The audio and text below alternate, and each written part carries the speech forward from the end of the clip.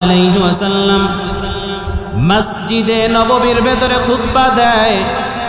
মরা একটা খেজুর গাছের সঙ্গে হেলান দিয়া নবী খুতবা দেয়।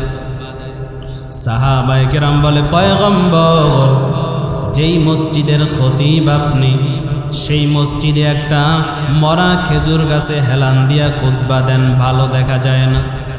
পয়গম্বর, আপনি যদি অনুমতি দেন, আমরা কাঠের একটা মিম্বর বানায় দিতে চাই। পয়গম্বর সাহাবায়ে কেরামকে অনুমতি দিয়ে দিলেন। সাহাবায়ে কেরাম সুন্দর একটা কাঠের মিম্বর বানায় দিলেন। পয়গম্বর কাঠের মিম্বরে দাঁড়ায়া খুতবা দিতেছেন।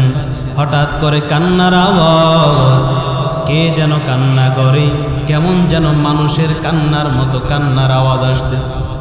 বুখারী শরীফের বর্ণনা, কান্নাহা সিয়াহাস সাবিয়্যি, মায়ের কোল থেকে বাচ্চাটাকে টান দিয়া ছিনায় নিয়ে গেলে এই বাচ্চাটা যেমন করে কান্দে, এই বাচ্চাটা যেমন করে চিল্লায় কাঁদে, পয়গম্বরের কানের ভেতরে এরকম কান্নার আওয়াজ আসতেছে।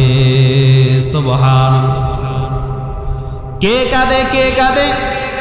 লক্ষ্য করে দেখা গেল ওই যে মরা খেজুর গাছ। পয়গম্বর দেখেন ওই মরা খেজুর গাছ থেকে কান্নার আওয়াজ আসতেছে। আল্লাহ নবী খুতবা বন্ধ করে নিচে নামলেন, গিয়া গাছটাকে জড়ায় ধরলেন।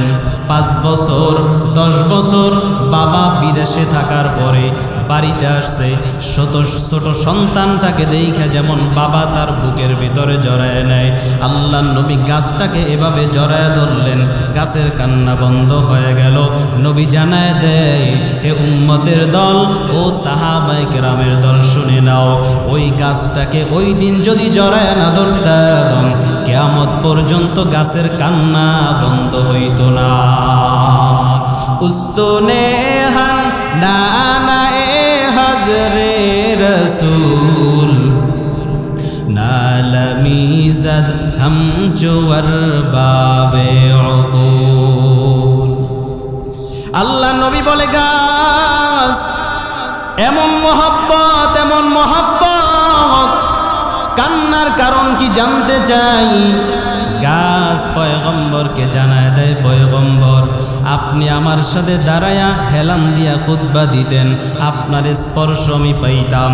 আজকে আপনার পরশ থেকে আমি যখন বিচ্যুত হয়ে গেলাম, এই বিরহ ব্যথা আর কলিজায় মানে না। পয়গম্বর জানায় দেয়, তোর এই মহব্বতের কারণে তোর ঠিকানা দুনিয়া পর্যন্ত সীমাবদ্ধ না, আল্লাহর জান্নাত পর্যন্ত হবে তোর ঠিকানা। গ্রাম্য